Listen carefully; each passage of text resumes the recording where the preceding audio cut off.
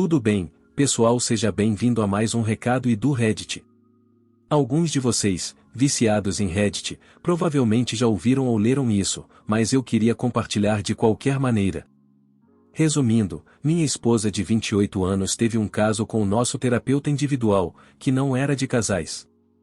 O terapeuta acabou perdendo o emprego, mudou-se para outro estado e agora está praticando novamente. Minha esposa, com 48 anos, e eu, com 51, estamos casados há 28 anos. Nosso casamento foi relativamente bom na maior parte do tempo, pelo menos eu achava que sim. Temos 5 filhos, com idades entre 26 e 15 anos. Ela foi dona de casa por cerca de 23 anos, mas nos últimos 5 anos voltou a trabalhar. Cerca de 8 anos atrás, minha esposa deixou nossa religião. Eu tentei apoiá-la da melhor forma possível, permanecendo fiel à minha fé, mas ela começou a ressentir-se de eu não ter saído com ela. Ela afirmava que eu não a ouvia por ser mulher, o que não era verdade, mas eu me sentia fortemente comprometido com a fé. Ela também reclamava que eu não ajudava o suficiente com as crianças e afazeres domésticos, o que, infelizmente, devo concordar que poderia ter feito melhor. Eu tenho depressão e tomo medicamentos há 15 anos, mas ainda assim tinha muita energia baixa, segundo minha esposa, e ela se queixava de que isso a estava afetando. Além dessas reclamações, eu sentia que éramos como muitos outros casais, com alguns problemas menores, mas ainda em um relacionamento amoroso. Aparentemente, os problemas menores eram mais significativos para ela. Ela começou a ver um terapeuta, de 50 anos, cerca de 6 anos atrás, e um pouco depois, eu também comecei a vê-lo individualmente. Vários de nossos filhos também o consultaram, e ele foi realmente bom para eles. Eu não o via com muita regularidade, mas achava que ele era uma boa pessoa, e ele, junto com um psiquiatra da equipe, ajustava meus medicamentos, e eu sentia que estava melhorando. Recentemente, minha esposa começou a agir de maneira estranha, começando com algumas ligações tardias que ela atendia em seu escritório em casa. Eu presumi que ela estava conversando com a irmã ou mãe, como costumava fazer, embora não tão tarde da noite. Um dia, ela me disse que achava que nosso casamento estava em apuros, mas não queria se divorciar. Isso me chocou, mas eu a assegurei de que queria que ela fosse feliz e que poderíamos trabalhar nas coisas, começando com alguma terapia de casal. Eu pensei que tinha tempo para melhorar meu próprio comportamento e começar a terapia, mas então ela começou a sair até tarde da noite, dizendo que estava visitando uma amiga com problemas. No início, não me preocupei com isso, mas aconteceu várias noites seguidas, e ela não voltava para casa até meia-noite ou mais tarde. Isso levantou algumas bandeiras vermelhas, pois ela trabalhava cedo pela manhã e valorizava muito o tempo de sono dela. No entanto, ela me assegurou que estava apenas visitando a amiga. Tínhamos um aplicativo de rastreamento familiar em nossos telefones, principalmente usado para verificar nossos filhos, mas também podíamos nos rastrear. Uma noite, quando ela ainda não havia voltado para casa, decidi verificar onde ela estava. Eu não sabia onde a amiga morava, e a localização que apareceu era uma área residencial.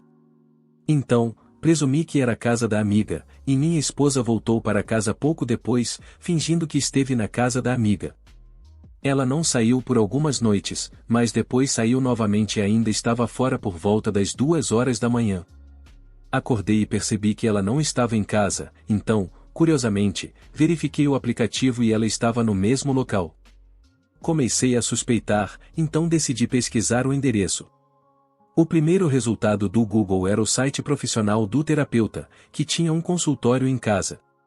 Não queria acreditar nisso e busquei razões benignas para ela estar vendo o terapeuta tão tarde, mas não consegui pensar em nenhuma. Vi que o número de telefone dele estava listado em seu site. Acessei o site da operadora de telefonia e comecei a analisar os registros de chamadas e mensagens da minha esposa. O mesmo número aparecia centenas de vezes, mais de 1.300 vezes nas últimas 6 semanas. Notei que a maioria das chamadas e mensagens eram tarde da noite, mas muitas também eram durante o dia.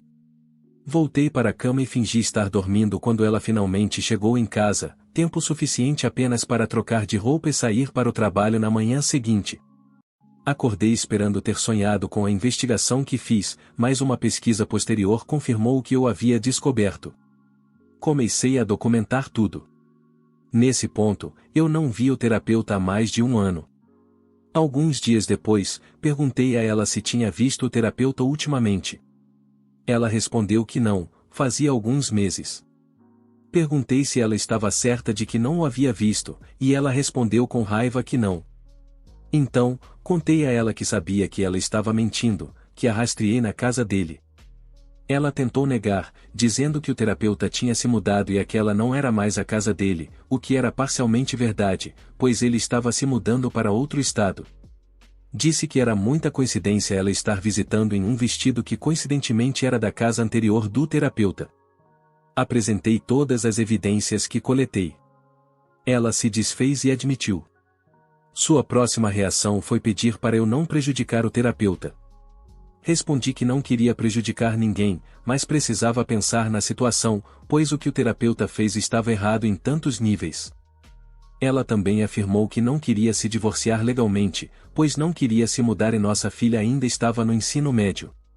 No entanto, ela disse sentir que nosso relacionamento havia acabado e queria ter um casamento aberto.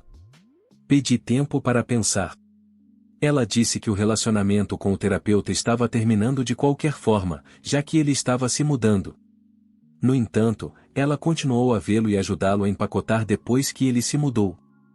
Eles continuaram a se telefonar e enviar mensagens o tempo todo. Ainda estava chocado e decidi procurar outro conselheiro na mesma clínica. Resumindo, acabei informando sobre o caso. O terapeuta continuou trabalhando para o mesmo empregador, fazendo sessões remotas, mas foi demitido depois do que descobri. Pelo que soube, ele pensou que não conseguiria trabalhar como terapeuta novamente, mas, aparentemente, após 6 meses, encontrou emprego em seu novo estado. Minha esposa e eu decidimos nos divorciar legalmente. Ainda estamos compartilhando uma casa até nossa filha se formar no ensino médio daqui a alguns anos. Somos amigáveis um com o outro, pelo menos na minha opinião. O que aconteceu aqui é realmente errado e perturbador. O terapeuta, que deveria ajudar as pessoas, quebrou a confiança de uma maneira terrível ao se envolver em um relacionamento com sua cliente, o que vai contra todas as regras. É chocante que ele tenha simplesmente se mudado para outro estado e começado a trabalhar novamente como se nada tivesse acontecido, causando tantos problemas para uma família. As ações da esposa também são preocupantes. Apesar dos problemas no casamento, ter um caso, especialmente com o terapeuta, não está certo. Parece que ela queria manter as aparências em casa apenas para seu próprio benefício, mesmo afirmando que sentia que o casamento havia terminado. Isso mostra que ela realmente não estava pensando em como suas ações machucariam sua família. E depois ao marido, que realmente teve um momento difícil. Ele estava lidando com seus próprios problemas e tentando melhorar o casamento, mas depois descobriu sobre o caso e tudo mudou. Mesmo depois desse grande choque, ele está tentando manter as coisas pacíficas em casa para seus filhos, o que demonstra muita força e cuidado com sua família, especialmente quando comparado à traição que enfrentou.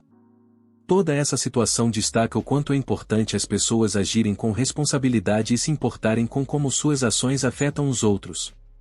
Ouça, sempre direi para homens e mulheres, e nunca deixem alguém zombar de você. Obrigado por assistir, até a próxima vez.